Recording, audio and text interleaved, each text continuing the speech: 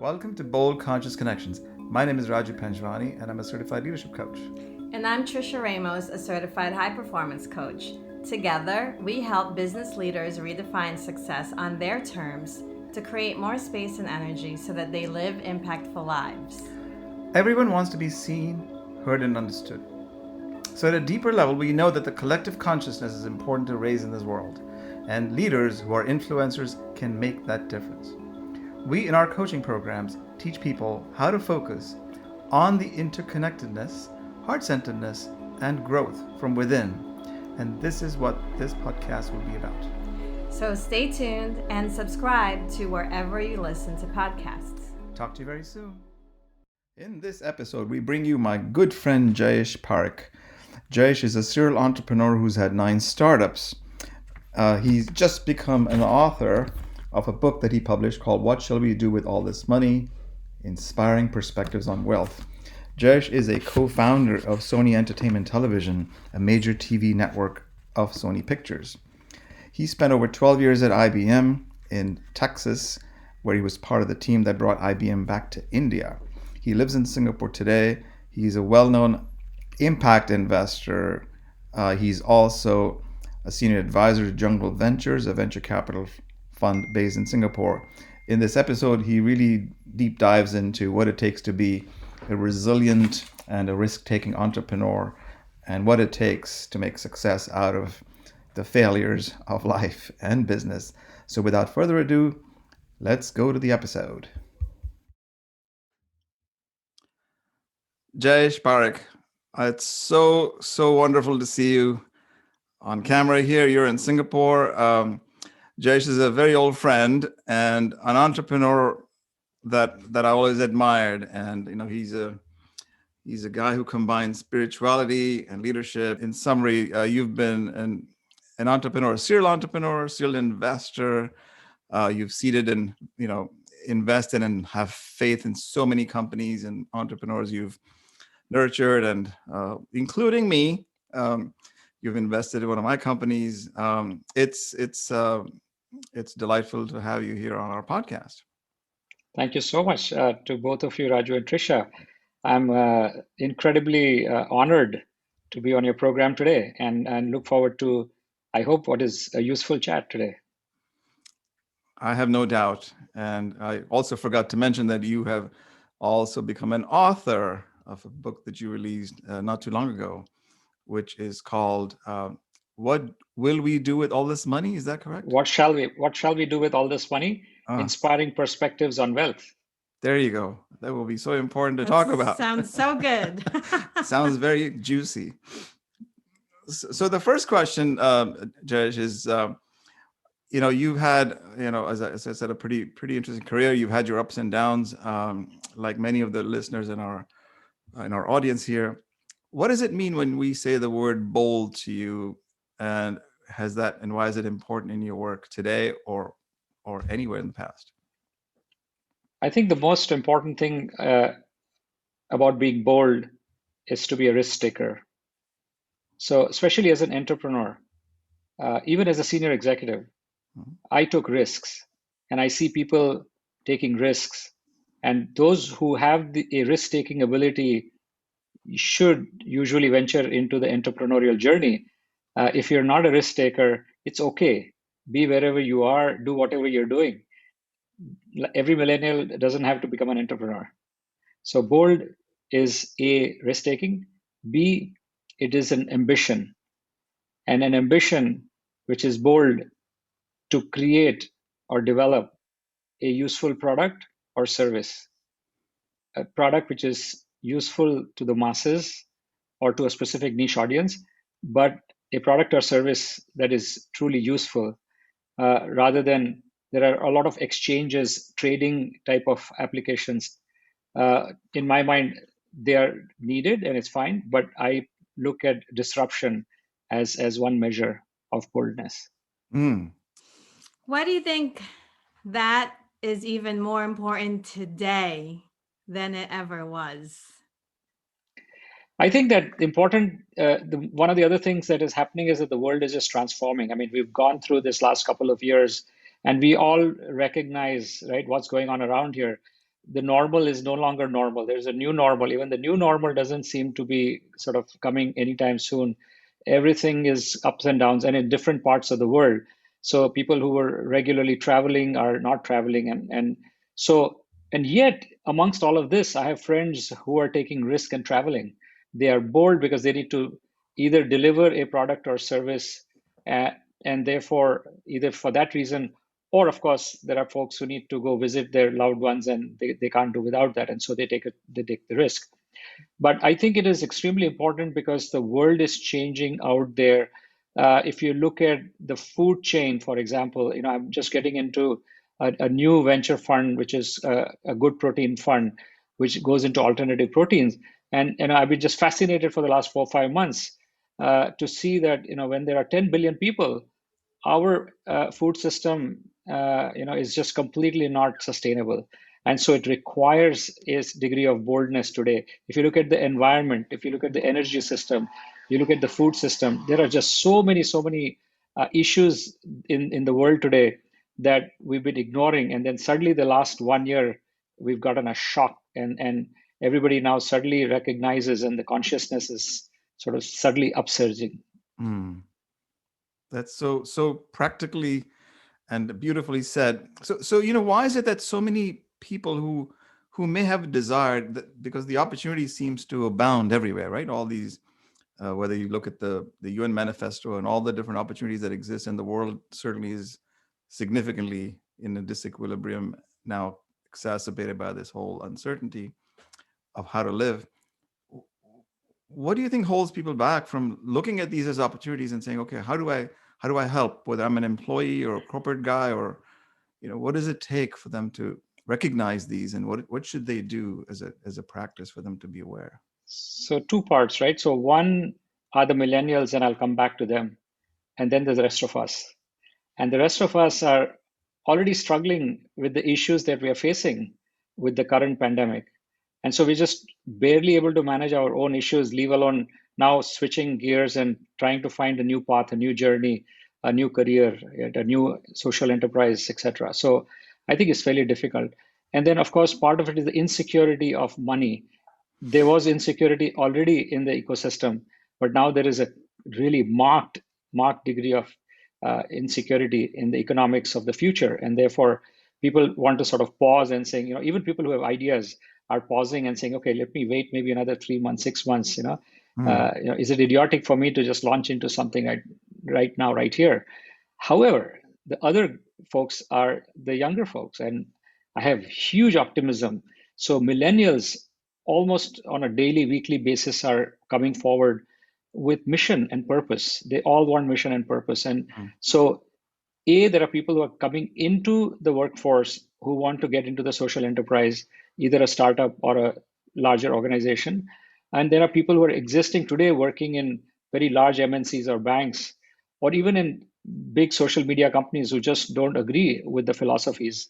And they're willing and able, even in today's time, to plunge and go to the other side.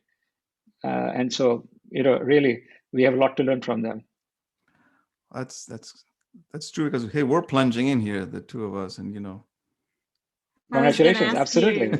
I was going to ask you what advice you would give people today, business owners today, whether the size of their business, what, as a leader, in simplest terms, what advice would you give leaders that have the opportunity to hire? What would be the top three characteristics or values do you believe leaders today should hold or uphold? Yeah, so one is hold and uphold, right? So that's a very critical thing. First is that in these times, people just try to dodge a little bit here and there, trying to make cash flows meet, right? And so there are some businesses that are doing extremely well, but there are some businesses that are really hurting. And those businesses that are hurting are just trying to survive. And in that survival comes that pure heart, which has always been there, and now suddenly starts wavering because you really don't know whether you're going to survive and how you're going to survive, right? And so a few things, right? So one is that people who are right now hurting, Forget about hiring, right? How about hanging on to people who are already working for you, who work for you for such a long, long time? Mm. And I give them, a strategic idea which says, the guys who are already at the top, uh, take away 30, 40, 50%, of their remuneration packages, and hold the guys at the bottom of the pyramid, or bottom of your pyramid of pay scales and remuneration. Maybe you take nothing, maybe you take 10% off from the bottom, and 30, 40, 50% from the top. So when you average it out, because your senior guys are getting paid such a lot more money, then it all averages out, and so you'll still end up with whatever your percentage cut that you're looking for.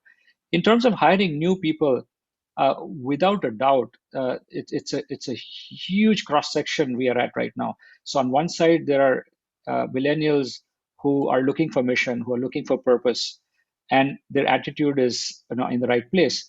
And yet there are other millennials. If you see their resume, they've been changing jobs every year, every 2 years, right? So they're flip flopping. Gone are those days when a gentleman in here who worked for Morgan Stanley for God knows donkey's years, and those days you can't find people like that now, right? So people just flip flop around. So I think that's the other thing. I think in terms of just the value system, right? That's a toughie, right? You're looking at a resume, you're filtering people based on the resume, then you are doing a Zoom call to try and hire people, and you're trying to seek. I've met people in person, and still I've faltered. I haven't figured out exactly, if the attitude is going to be right for the culture in my company. Leave alone, then I'm trying to hire people off Zoom. So it's extremely, extremely difficult. And so again, you do your best, and then you hope that you get the right team. I want to go back to what you said about the pay strategy.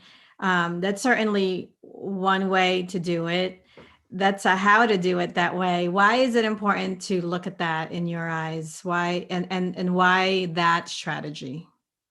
Well, I mean, look, at the end of the day, there are a few very small percentage of folks who will pitch in money into their companies that are having negative cash flow. So they've made money for all their lives. They're incredibly affluent, but they hang on to their funds, accumulated funds, and they are in a certain rung, and they want to be in that rung. So if it's a billionaire or 100 triple millionaire, and they want to stay there, they don't want to suddenly pull out 10, 15, 20 million dollars and suddenly go to the lower rung. And so, but are there a few people who do that? Yes, in that case, there are people who have not fired anybody, have not reduced 1 cent of the paycheck. So there are some of those people. But in terms of the rest of them, cash flow is really, really important, right? That's the other thing. The last 1 year teaches us that, if you thought that, okay, let me just plan for 6 months and I'll be fine. I know so many hotels where the owners had to give the keys back, Yeah. and they tried extremely hard, but they kept reducing their staff. But one day, just that day came when they just couldn't survive, and they had to return the key back to the bank. Yeah. Mm. So, everyone loves stories, Jayesh. We're going to bring it back to you a little bit as we share leadership lessons and we speak with others about what they've learned in life.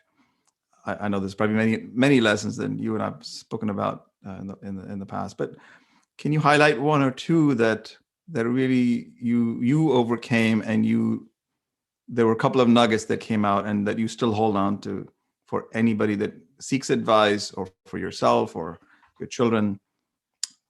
What would you say to that? I think I'll just first go to the entrepreneurs, right? I mean, if you have entrepreneurs here who are either struggling or are thinking of becoming an entrepreneur, I think one is risk taking, but the other is resilience, Mm. right? The resilience comes in two types. So one is resilience to not give up, and you're struggling, your cash flows, you're not able to meet your payroll. You want to, expand your product line, and you're not able to, do that. And so you require a huge amount of resilience to hang in there and figure out ways to maneuver through that cash flow issues. Mhm. And then the other is where you're starting to do well, and you have an opportunity to grow the company 10x and 20x and 50x, but now you start getting nervous, and you start wondering if this, can I continue to do this? And people exit out of their companies too fast, right? And so, Mhm. and then when they see their companies grow, then there is a seller's remorse that sets in, unfortunately. So I'd say, that's a tricky thing. It's an art and a science. Unfortunately, there is no easy answer in that. It's that particular moment in time, and you have to figure it out, because There are folks who sold Instagram for a billion, and there are folks who sold WhatsApp for $19 billion, right? Mhm. And so there's everything in between. But again, there are people who have not sold in time and then lost it all because it just didn't sell at all. So that's just sort of the entrepreneurial part of it. But I'll ask you the sort of, I think you want to know more. Please ask me again. No, meaning like what was something that you My overcame in personal your story. life? Yeah, Your yeah. personal story. Yeah. So I think, I think that the part of overcoming, one of them, I will say that is, uh, again, similar to this particular aspect of giving up, right? I mean, I built, I did 9 startups, Mhm. and there are two of them that went south.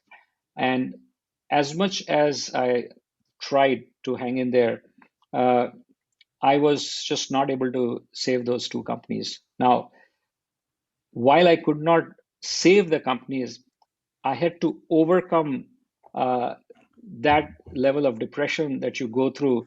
In one case where we had to let people go, but in one case, what I then learned from the first part is to say, is there some way I can save the people and everything around me, my stakeholders? Mhm. So I fought very hard to go to a publicly listed company who was going to buy us out. And I said, one of my condition is that there are 70 people working for this company, and you have to hire and keep 69 of them. So I couldn't tell them how long. So they finally did agree to take all the 69 people. So at least when the investors lost all their money, those 69 people continued their jobs. I said, you have to make sure that all my customers get treated right. Right. So that's the second thing I did. And three is all my vendors get treated right. So I did that. So some of that is part of sort of in an entrepreneurial way that I overcame. The other is in just growing up, coming from very humble beginnings. uh, there were so many points in my life when I felt that I just couldn't cross over. I wanted adventure. I wanted to go across. For example, I wanted to go to study in USA. I was studying in IIM Calcutta, and I wanted to quit that, and I wanted to go, but I didn't just have the money. But Mm. again, somewhere deep down, there was a resilience in me, and I just took the gumption. I just jumped on a plane, and I said, I'll figure out. I don't have money to pay my fees, Yeah. and that has happened multiple times. In my personal journey, I have overcome that. I've found people who trusted me, and then I was able to give that back.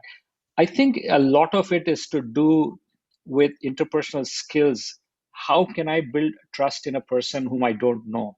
And that I have gone again and again, I've built that trust. So if I'm proud of one thing, it's my network of friends that I have all over the world, including you, Raju, where I know that if I need something that desperately I need you to do something for me, I can count on you. And I think Mm. I have friends who've been my friends for 50 years, and all the way to just last year. So I Yeah. think that level, of overcoming have-nots to become something beyond that. I think that's what I would recommend and suggest to your audience. Thank you for That's sharing that. One word, which I love, gumption. If you don't have it, how do you build it? It's very difficult. It's very difficult. Again, just like a risk-taking ability, can you nurture risk-taking ability in millennials who are just sitting pretty with affluent parents? Very difficult. Same thing, building gumption is a very difficult thing. You have to work on it, and you have to continue to work on it. So if you feel that there is a one silver bullet that gets you over the hump, it doesn't. But I think what is part of it is that if you're an entrepreneur, especially, then it builds character. And in that building of character, there is a certain, in just way in inner feeling that you get that you want to produce this particular product or service. And then that gives you that gumption, right? And so you do it once and you fail. Maybe you do it a second time, you fail, but you just keep going at it, right? And then at one point you develop that character that says, okay, you know what, I'm ready for anything. I think the other piece is, of course, to have the right people around you. So soon you realize that you alone may have the gumption, but if people around you can't put it together, because all the vectors have to point north, all the energies of all the people around you have to come together mm. for a positive outcome. So that's extremely important. Boy, that really hits me hard because I've had 5 startups, you've had 9, very different directions where mine went. But yeah, that really hits. But to the point that you're making on gumption, you're saying it can be learned. It's not necessarily you're born with it. Yes. Maybe there's a desire you have, but you don't allow it to be nurtured. Yes, I think yes. Compared to risk-taking ability, which is usually not so easy to develop, gumption, you can build it over a period of time. Yes, I agree. Well, one word that you mentioned that I think is critical in order to strengthen one's gumption is trust. Can you speak a little bit more about trust? You talked already about surrounding yourself with others. So I want to shift the conversation a little bit to consciousness now. If we're talking about trust, what else other than people, how have you built that ability to be able to just trust in others? What else does that require? Right. So I can tell you about my own journey as to how I am. I'm not so sure if I can help people become trustworthy, because either they are trustworthy and they can project that trustworthiness. In my personal way, the way I am is WYSIWYG. What you see is what you get. Mm-hmm. You do it once, you do it twice, you keep doing it again and again, and people realize that, okay, I think this person means what he says. So that's one part. The other part is building that network, that interpersonal relationship. So if I have folks with whom I do business, whether it's my real estate agent, for example, or if it's the guy who cuts my hair, to just about anyone from whom I take services, I've been taking services from the same person for 10, 15, 20 years, right? So there is a relationship that develops, there is a bond that develops, right? And I think that if I do that in my banking services, in my financial handling of people, my hiring and firing of people, is there a consistency?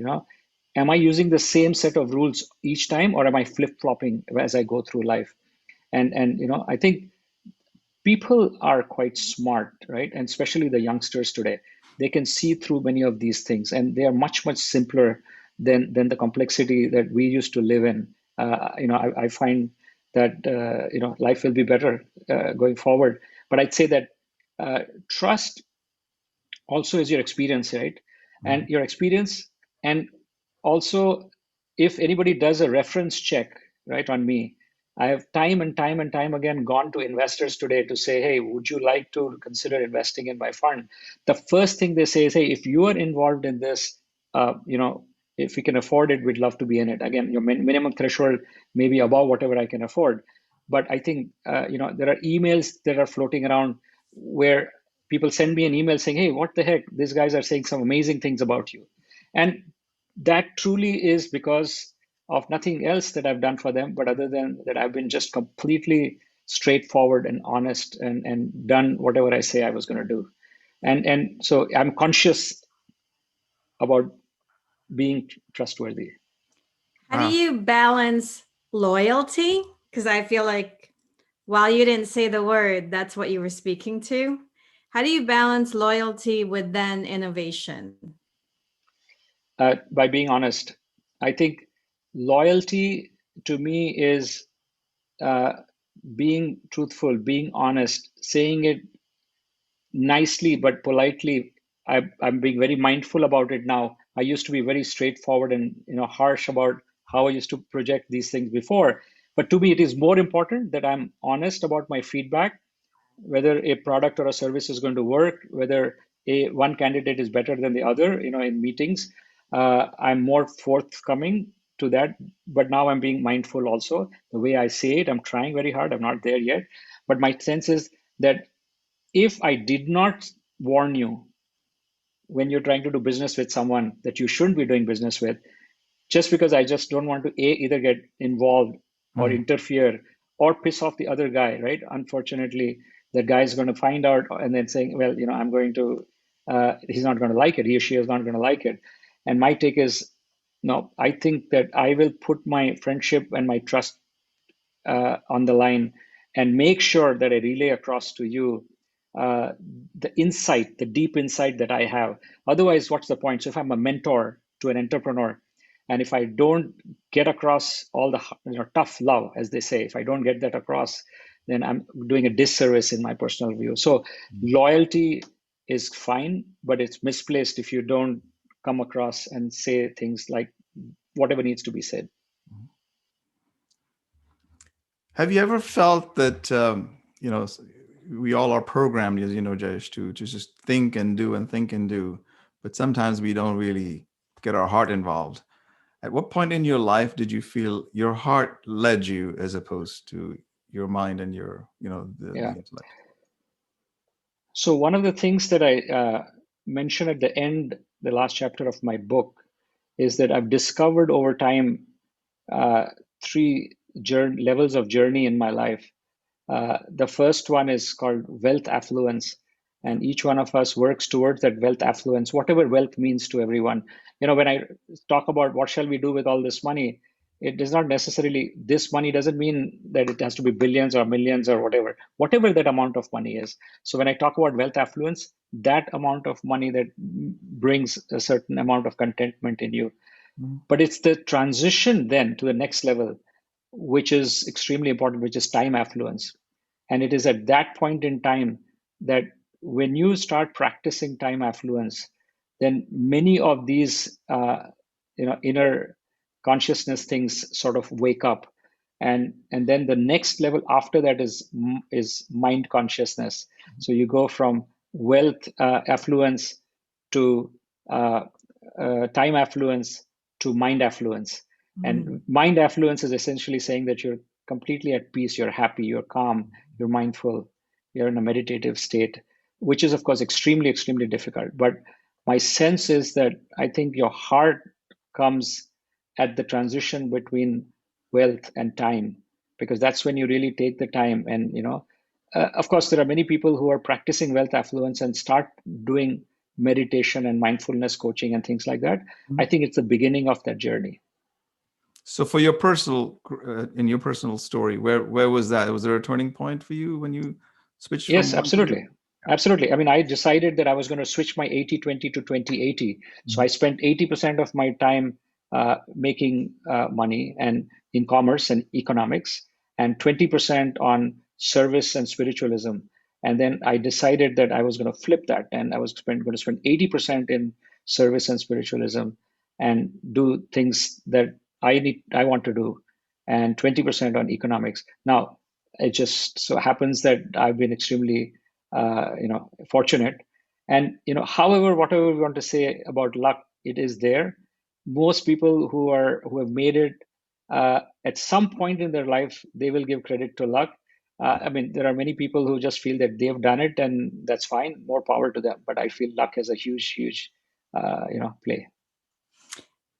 Thank you for sharing that. For someone listening who is interested in making that shift between the 80 and the 20%, can you speak a little bit about what does that look like? You shifted it 80% service and spirituality. What is that? And I'm going to add to that. You talk about luck.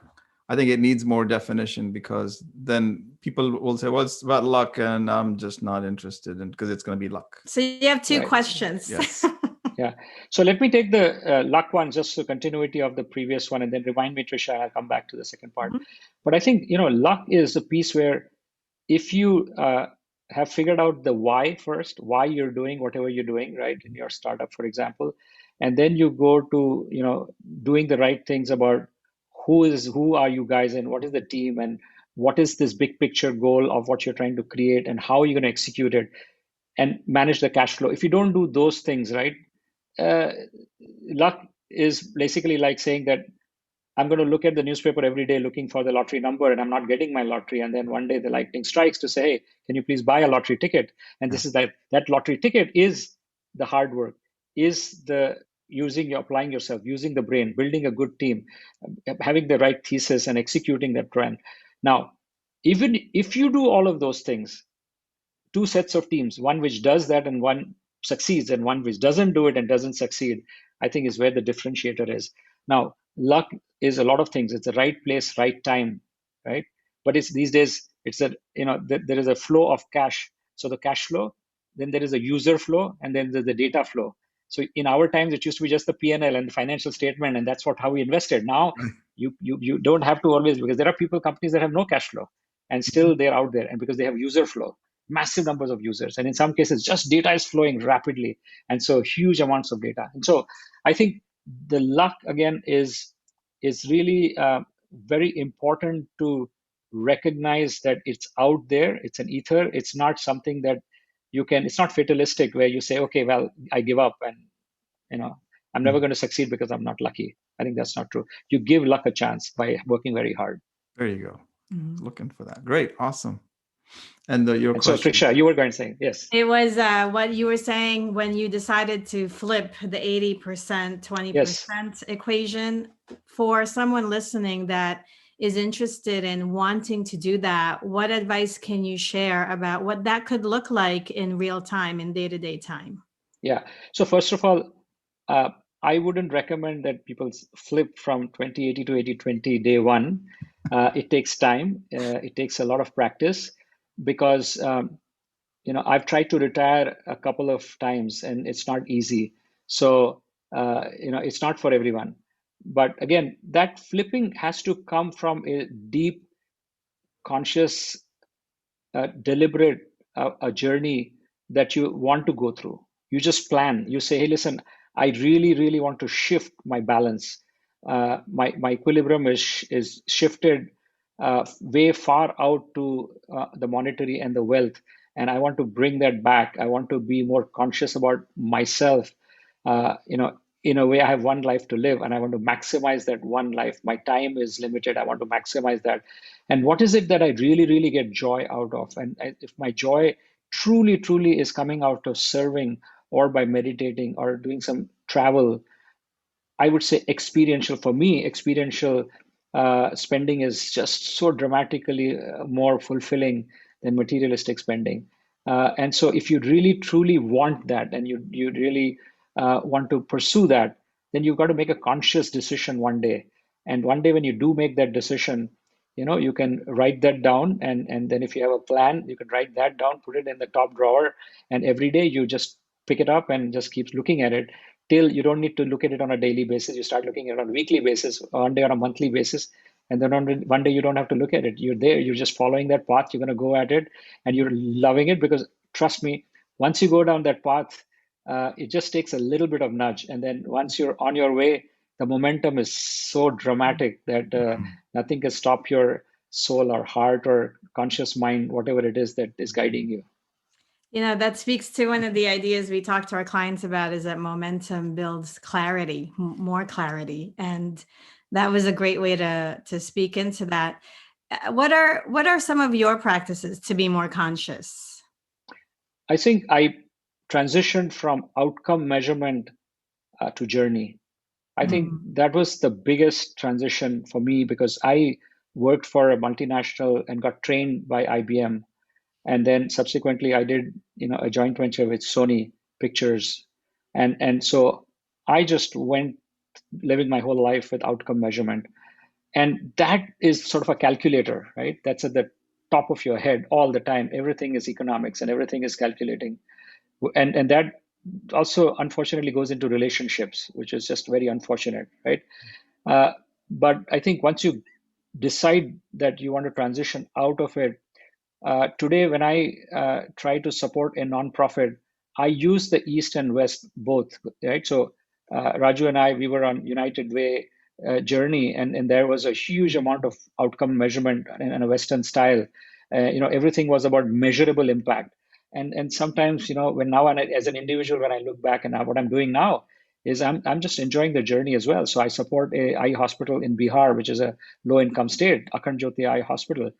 And while we do 65,000 cataract operations every year, 80% of them free because it's a nonprofit, but the journey that the CEO, the founder, and I go through many a times is just commendable. It's just so much joy in it, because there are some immeasurable things. Just simple example, a older person who's in the agrarian society, farmer, he's old and gets cataract. He sits in a corner in his house. But guess what happens then? Everybody else goes away, and the young girl who was going to school, she gets left behind to look after the grandpa, right? So here is the girl, right, who goes out. Now, the day we do the cataract operation, that farmer goes back to work, but that girl child goes back to school. Wow. Now, is that a measurable outcome, or is it a journey? Yes, It's just you're really, that example is really speaking to something that we value, unity consciousness. That something that is seemingly affecting just one person, that's never really the case. And that's such a testimonial for how these types of things can work. So you said 80% of the surgeries are free. That's done for free. phenomenal. What an amazing thing to be able to do. Yeah. Or so even the transformations that you're experiencing, with these stories, is where suddenly your heart, skips a beat. You go, oh my God, I'm part of this. Yes, and also, recognizing that outcome measurement to journey includes the degree of difficulty, right? So even if it is measurable, so for example, you help educate 1,000 slum kids in Dharavi in Mumbai, in the city, urban, or you educate 100 people, kids in the northeast mountain terrain of India. Which one has more impact? The 1,000 kids in Dharavi in Bombay, or those 100 kids in Northeast who absolutely have zero chance of anybody caring for them or looking after them? So there's a degree of difficulty also, right? And these are the things that, as you become conscious of, you let go of this constant striving for outcome measurement. Well, we've experienced some, some of our clients have gone through their transitions and transformations. We didn't know. We were just part of the facilitation. So it hits, because that's the journey, right? It's not about how much have we sold and how many people are in the thing and all of that stuff. So but you also said earlier about the cash flow and the data flow. That's important in these times, or any times for that matter, right?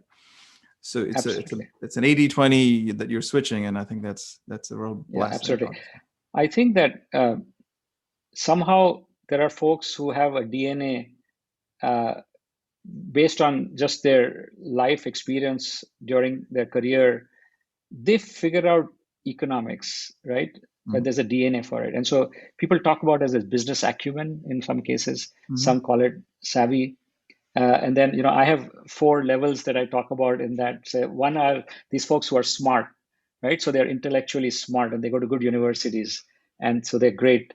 And then the next level is savvy, above smart, because savvy says, hey, not only are you smart, but you can sell something, right? And then above that, these are folks who are shrewd.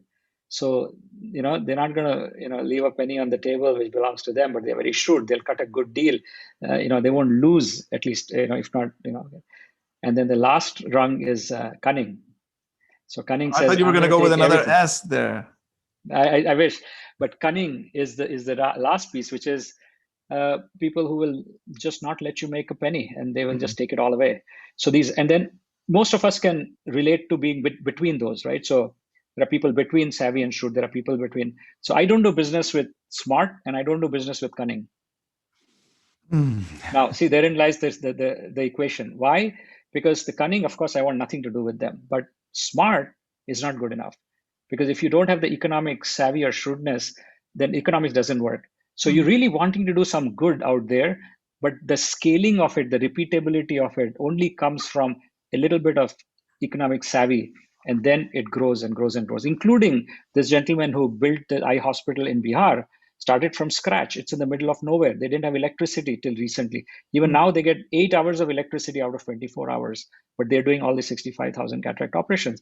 And so there is an economic savvy in the gentleman to say, how am I going to figure this out and grow this? And now we're building next to it, another 300-bed hospital. It's a 350-bed hospital. We're building another one right next to it to make the capacity 100,000 cataract operation. It's a non-profit, but still, right? There is an economic savvy in it. Absolutely. Wow. Well, I know one thing I'm going to do as soon as this call is over is buy your book because I'm really appreciating all the different frameworks that you're presenting Mm. and how you're breaking this down. And you know, That's it's my mistake, Jay. I should have already shared that with her. I was, as you were The, talking, I thought maybe we should have another part two to this about your book. But my book is the website is allthismoney.com.